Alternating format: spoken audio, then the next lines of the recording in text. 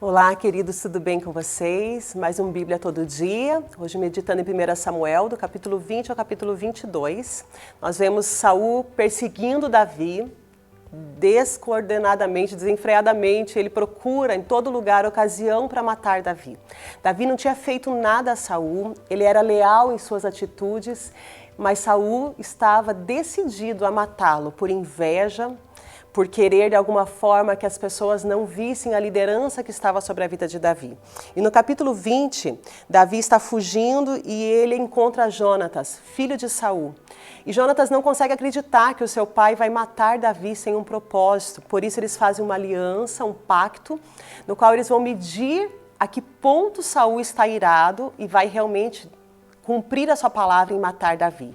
E numa festa em que Davi sempre estava presente, Jonatas vai à festa sem Davi, e quando Saul questiona a ausência de Davi, Jonatas diz que ele foi visitar o seu pai, que ele saiu com permissão dele. Então Saul se ira contra Jonatas, vendo que Jonatas está aliado a Davi, que ele está de alguma forma a favor de Davi, e ele joga uma lança em direção do seu próprio filho. No momento de ira, ele tenta matar o seu próprio filho.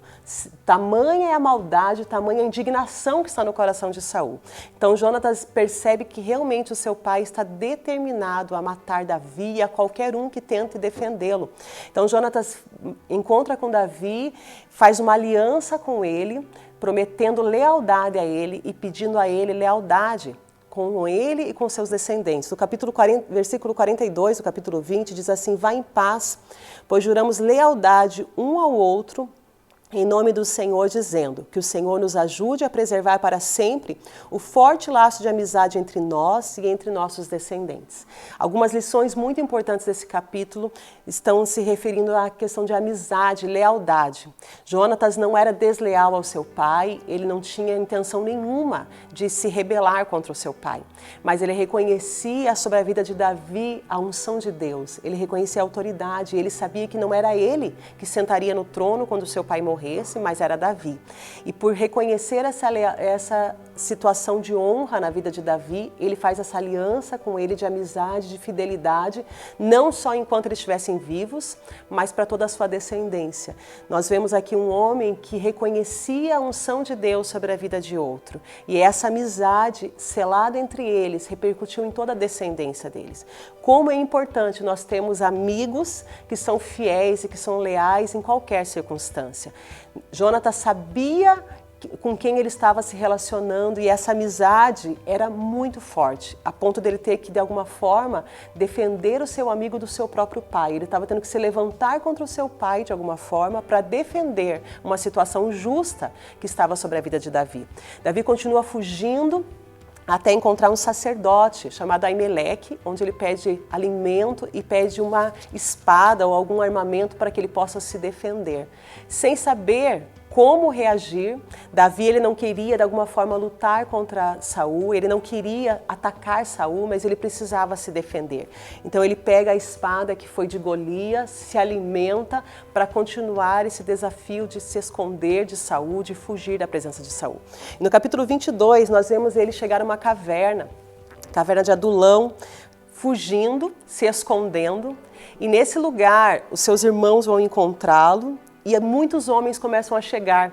O versículo 2 fala que outras pessoas começaram a chegar, pessoas aflitas, endividadas e descontentes. E Davi acabou se tornando líder de cerca de 400 homens. Olha que situação interessante. Davi estava fugindo porque Saul queria matá-lo. Mas esses homens também estavam descontentes com Saul. Isso demonstra que o problema de Saul não era particular com Davi. Ele estava oprimindo muitas pessoas. Esses homens estavam aflitos, muitos estavam endividados, provavelmente porque Saul estava colocando muito peso sobre eles, muita cobrança, então eles estavam com dívidas e eles estavam descontentes com o governo de Saul. Davi era simplesmente um fugitivo, mas eles viram nele uma liderança. E Davi acabou tomando uma posição diferente. Ele não era mais um homem sozinho, mas agora ele era um líder de 400. Imagine a situação, ele devia estar emocionalmente abalado, ele estava longe da sua casa, longe da sua família, sem saber como ele reagiria diante de Saul, sem saber para onde ele iria, mas agora 400 homens, numa situação muito complicada, desfavorável, pedem para que ele seja seu líder. E como essa liderança era algo natural na vida de Davi, como essa liderança era algo que fluía da vida de Davi, ele aceita esse desafio e ele acaba liderando esses 400 homens. Eles se apegam a Davi e continuam com ele essa trajetória sem saber para onde ir direito, mas confiando na liderança de Davi. Nós vemos Davi em todo esse momento de aflição, de alguma forma honrando os seus pais. No versículo 3 diz que ele encontrou um lugar seguro para deixar os seus pais. Ele pediu que cuidasse do seu pai e da sua mãe, porque ele não tinha mais um lugar certo. Ele não sabia mais para onde ir. Quando Saul descobre que Davi está com esses homens, ele começa a ficar ainda mais irado, porque ele vê que muitas pessoas estão deixando de ser leais com ele, estão deixando de andar com ele e estão se voltando para Davi. Mas um homem, chamado Doeg, o edomita, um líder dos pastores, um homem grande no meio daqueles homens, ele tinha visto que o sacerdote Aimeleque deu a Davi pães e deu a espada. Então ele resolve entregar o sacerdote para Saul. Ele conta para Saul o que aconteceu, que Davi procurou Aimeleque, que Aimeleque o abençoou, deu a ele alimento, deu a ele espada. E Saul, enfurecido com Aimeleque, manda chamá-lo. Aimeleque tenta argumentar que não está contra Saul. A essa altura, tudo para Saul parecia conspiração. É muito normal, muito comum, quando alguém está numa situação como a de Saul, irado, perseguindo alguém que acha que tudo é contra ele. Ele não conseguia ver que Aimeleque fez o seu papel como sacerdote. Ele já tinha muitas vezes trazido a palavra de Deus para Davi, mas para ele isso cheirou como conspiração. Ele ficou irado com Aimeleque por ter, de alguma forma, beneficiado Davi, e ele resolve mandar matar Aimeleque e toda a sua família, todos os sacerdotes. E Doeg, esse edomita que entregou Aimeleque, aceitou matar. E nesse dia ele matou 85 sacerdotes, que estavam ainda com uma roupa de linho, vestido com as vestes sacerdotais. Ele matou todos eles e depois foi à cidade e matou a família deles, homens, mulheres, crianças e recém-nascidos, além de gado, jumentos e ovelhas. Fez um total massacre. E quando Davi ficou sabendo disso, porque Abiatar, um dos filhos de Aimeleque, conseguiu escapar e contou o que tinha acontecido a Davi, Davi se sentiu culpado pela morte de todos esses homens.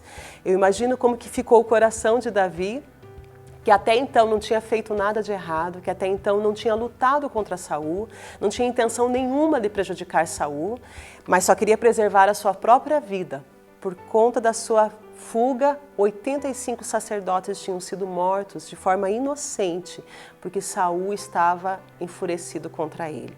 Então ele se sente culpado e resolve proteger o filho do sacerdote com a sua própria vida. E assim ele encerra esse período fugindo e tentando levar Abiatar em segurança para preservar alguém da família de Aimeleque. Deus abençoe a sua vida. Até a próxima.